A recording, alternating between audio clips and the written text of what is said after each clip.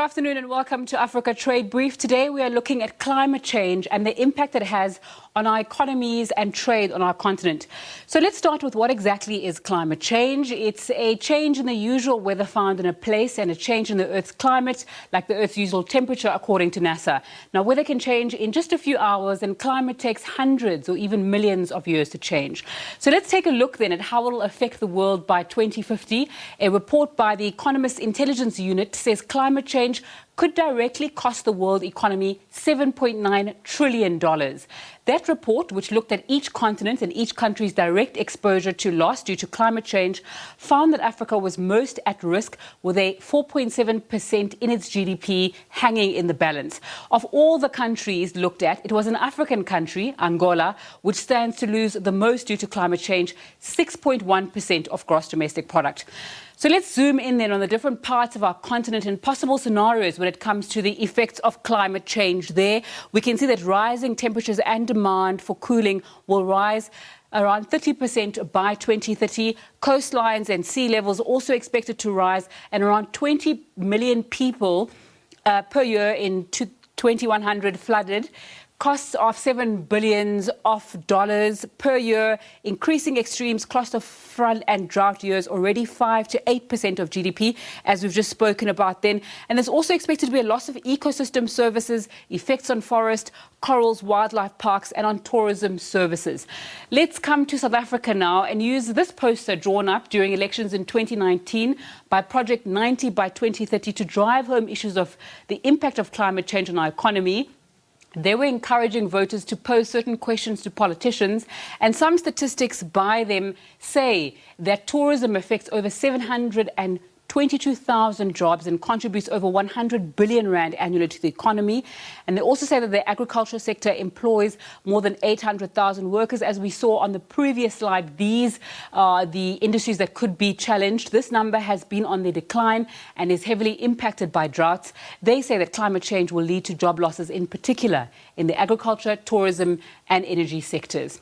So why are we talking about climate change? Well, in a report by Paul Brenton and Vicky Chemutai for the World Bank, they say that although the global trade contributes to climate change, it's also an essential part of the solution. Trade has been a driver of poverty reduction over the past 30 years, but the changing climate and the policy responses being adopted to address it mean that the current growth paths are not sustainable. What's their suggestion and the World Bank's suggestion? I'm quoting verbatim here. They say opportunities exist to move to a green, resilient and inclusive development path, and trade will play a key role in many countries on this.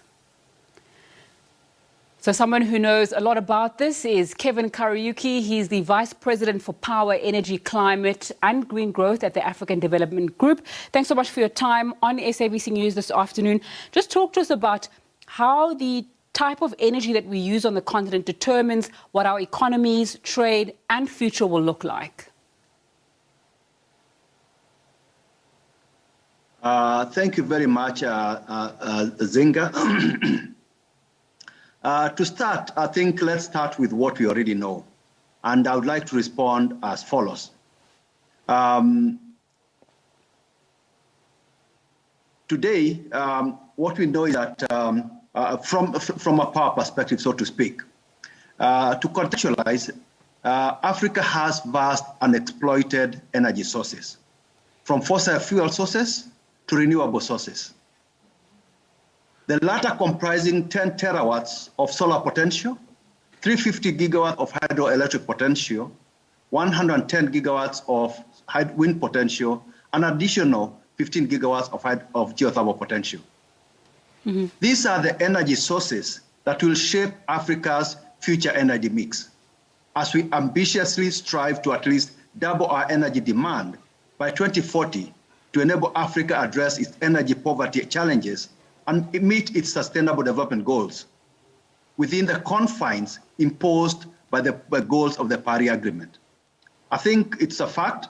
Unfortunately, Africa will not have the privilege to fully exploit its fossil fuel potential, especially coal, for its development ambitions, which is a pity considering that the continent's low energy base and Africa's minuscule contribution to historical greenhouse gas emissions. Renewable energy, therefore, represents a future and must be used to green the existing brown energy while anchoring build-out of generation capacity required to build Africa's energy deficit. However, prioritization of renewables must brighten Africa's development ambitions, not dim them. This can only be in the context of a just and equitable transition, as such transition must safeguard affordability, reliability, and security of supply.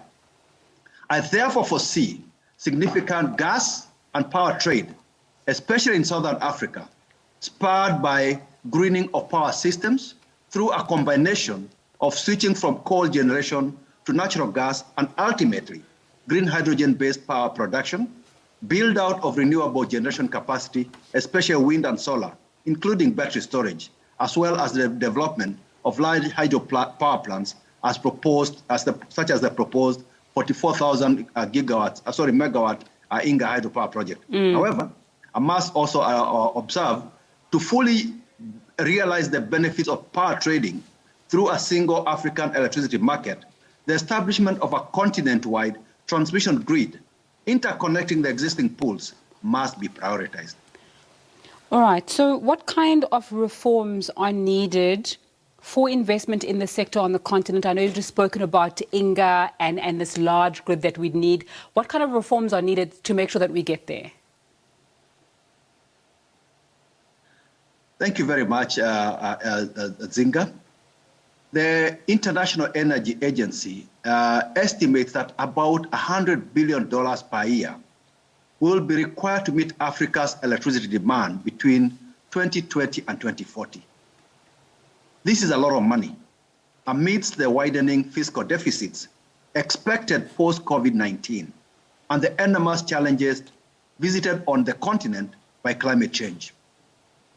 In my view, therefore, we must make public-private partnerships the principal delivery model for future power project development in order to attract private sector investment at the rate and scale commensurate with the existing and growing power deficit.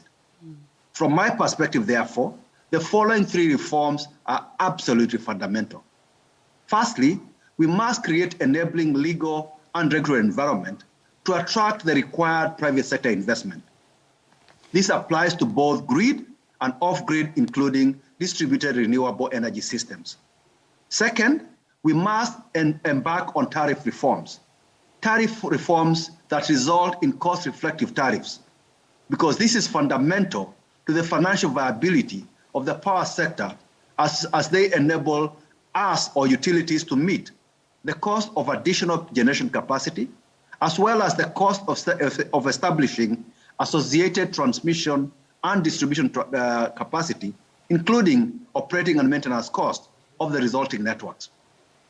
Then, of course, we must also factor in the cost of the last mile connections and customer service. Lastly, the one other reform that I would really strongly suggest is the creation of enabling environment for private sector participation in transmission network operation. Until recently, development of transmission systems was seen to be a preserve of the public sector, ostensibly because transmission networks are natural monopolies. However, emerging models evidence that it is viable for private sector to develop and operate transmission systems, of course, subject to well-structured PPP framework and regulatory oversight. This reform will be particularly relevant for South Africa, where you are based, as build-out and realignment of the transmission network will be necessary to transfer large amounts of power from renewables around Northern and the Western Cape to the load centers of Gauteng, which previously relied on coal generation from Limpopo and Mpumalanga. Mr. Kariuki, we're talking about climate change and then we're talking about trade. For some people, they may not make the connection. So how does what kind of energy and power mix that we have determine what happens with trade on our continent and our economies as well? I think, as I indicated probably in the first question, I do envisage that with the increasing integration of renewables in the power systems, we will see greater greening of the power systems in Africa.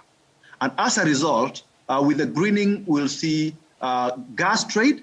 As I mentioned earlier, we will see trade in renewables associated with huge power plants that are built, for example, in the Namibia, Botswana area. We would expect that we'll see a lot of transfer of power, maybe from Namibia, Botswana, Western Cape to other parts. So we actually do expect to see significant amounts of trade of power. And of course, I also mentioned the issue of Inga, because these are 44,000 megawatt hydropower plant, which already has an existing arrangement to export to South Africa about 2,500 megawatts. So I think at the end of the day, the key thing is to try and find ways of exploiting the huge renewable energy sources that Africa is endowed with. About, as I said earlier, 10 terawatts or 10,000 gigawatts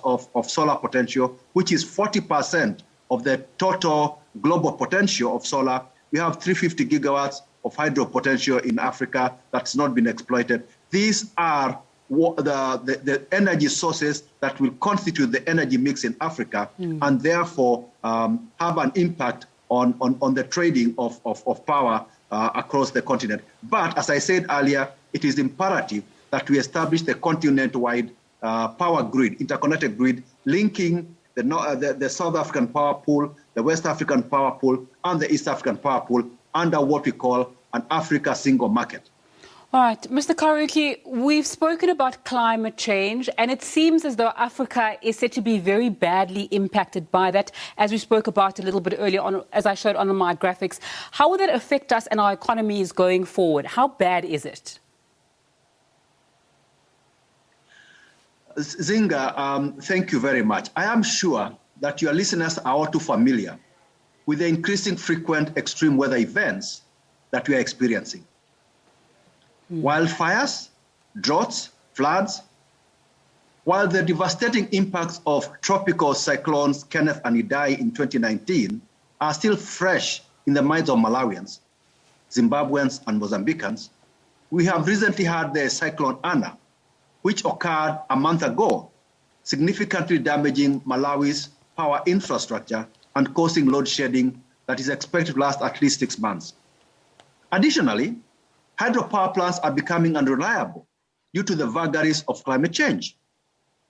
Who would have ever imagined that Lake Kariba, the world's largest man-made lake, would almost dry twice in a decade? Mr. Kariuki, my apologies. We've got some breaking news coming in, so we have to wrap the interview. My apologies for cutting you off. We've got some breaking news that's coming in, so we have to end the interview there. My apologies for the abrupt ending, and that's where we leave it for now.